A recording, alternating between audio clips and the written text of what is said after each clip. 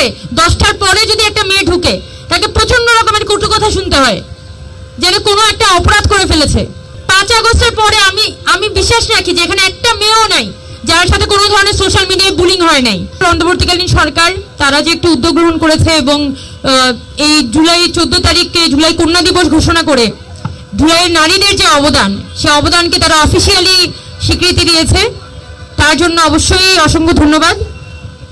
তবে একটা প্রশ্ন রাখতে চাই যে আমাদের জুলাই কন্যা দিবস তারা হয়তো ঘোষণা করেছে 14 জুলাইকে, কিন্তু আমরা কি দেখতে পারছি যে এই জুলাই কন্যা দিবস নিয়ে আসলে তাদের পরিকল্পনাটাই বা কতটুকু ছিল?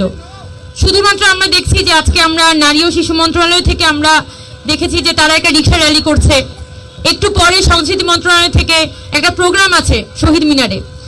কিন্তু এই যে নারীরা গত 1 বছর ধরে আমাদের রাস্তাঘাটে তারা হ্যারাসমেন্টের শিকার হয়েছে, আমাদের সোশ্যাল মিডিয়াগুলোতে নারীদেরকে বুলিংয়ের শিকার হতে হয়েছে, আমাদের ইউনিভার্সিটিগুলোতে গিয়ে যান সেখানে কিন্তু দেখা যাচ্ছে মেয়েদের একই অবস্থা, মানে সেই একই ধরনের হ্যারাসমেন্টের মধ্য দিয়ে তাকে প্রতি মুহূর্তে যেতে হয়। এবং যখনই আমরা কর্তৃপক্ষের কাছে যাই, যখনই সরকারের কাছে যাই, প্রশাসনের কাছে যাই, তখনই একই কথা থাকে যে আমাদের আসলে কিছু করার নেই, বা তুমি একটু সন্ধ্যা চলো। তো একই নিয়ম, একই জীবন আবার মেয়েদের উপরে চাপিয়ে দেওয়া হয়েছে। এবং জুলাই মাস আসার পরে হয়তো একটা দিবস ঘোষণা করে শুধুমাত্র মেয়েদের অবদানগুলোকে লক করার চেষ্টা করা হচ্ছে। তো আমি যেটা বলবো যে জুলাই মাস তো শুধুমাত্র ঢাকায় আন্দোলন হয়নি, সারা বাংলাদেশ ব্যাপী কিন্তু মেয়েরা রাস্তায় নেমেছিল এবং শুধুমাত্র কিছু সীমাবদ্ধ জায়গায় সীমাবদ্ধ না থেকে কিভাবে সারা বাংলাদেশের মেয়েদেরকে আমরা একত্রিত করতে পারি সেই বিষয়ে আমাদের উদ্যোগ প্রয়োজন। আমার সামনে নারী ও শিশু বিষয়ক উপদেষ্টা আছেন, তারই এটা দায়িত্ব যে আমাদের যে 11 জন শহীদ পরিবার আছে সেই 11 জন নারী শহীদদের স্বীকৃতির জন্য তারা কি কি ধরনের উদ্যোগ গ্রহণ করতে পারে, কারণ আমরা এখনো পর্যন্ত দেখিনি যে তাদের পক্ষ থেকে খুব যুগান্তকারী কোনো উদ্যোগ তারা গ্রহণ করেছে।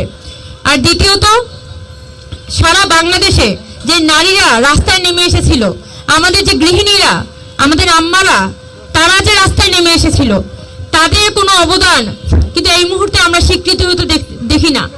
যে নারীরা এসেছিল তারা আবার আগের মতো ঘরে ফিরে গেছে। তো আমি বিশেষ করে নারী ও শিশু বিষয়ক মন্ত্রণালয়কে অনুরোধ জানাবো যে আপনাদের হাতে যেহেতু সুযোগ আছে, আপনারা এই নারীদেরকে খুঁজে বের করুন।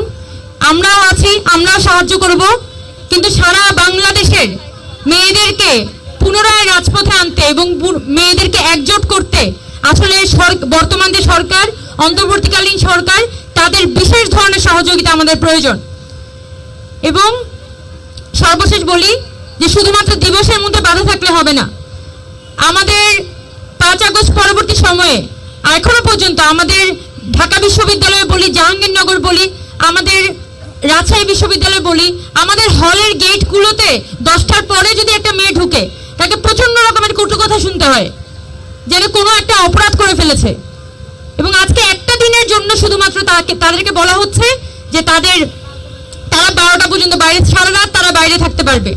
তো সারা বছর ইউনিভার্সিটি সেফ থাকে না, আর এই একদিনের জন্য শুধুমাত্র ইউনিভার্সিটি চারপাশ থেকে বন্ধ করে সেফ ঘোষণা করা হয়। এটা তো কোনো স্বাধীনতা না। একই সাথে আমাদের সোশ্যাল মিডিয়াতে আমাদের বিশ্ববিদ্যালয় কর্তৃপক্ষগুলোর দিকে বলবো, আমাদের বাংলাদেশ সরকারের কাছে বলবো, এই যে সোশ্যাল মিডিয়াতে, ফেসবুকে, টুইটারে নানানভাবে যে মেয়েদেরকে হ্যারাসমেন্ট করা হয়, নানান ধরনের আজে বাজে কথা শোনানো হয়, 5 আগস্টের পরে আমি বিশ্বাস রাখি যে এখানে একটা মেয়েও নাই যার সাথে কোনো ধরনের সোশ্যাল মিডিয়ায় বুলিং হয় নাই। আপনারা কি বলতে পারবেন আপনাদের সাথে সোশ্যাল মিডিয়া বুলিং হয় নাই? হয়েছে। কিন্তু আমরা দেখতে পাই কি, যতবারই আমরা বলি যে আমাদের সাথে সোশ্যাল মিডিয়াতে বুলিং হচ্ছে, হ্যারাসমেন্ট হচ্ছে, ততবার দেখা যায় আমাদের কর্তৃপক্ষরা চুপ মেরে থাকে।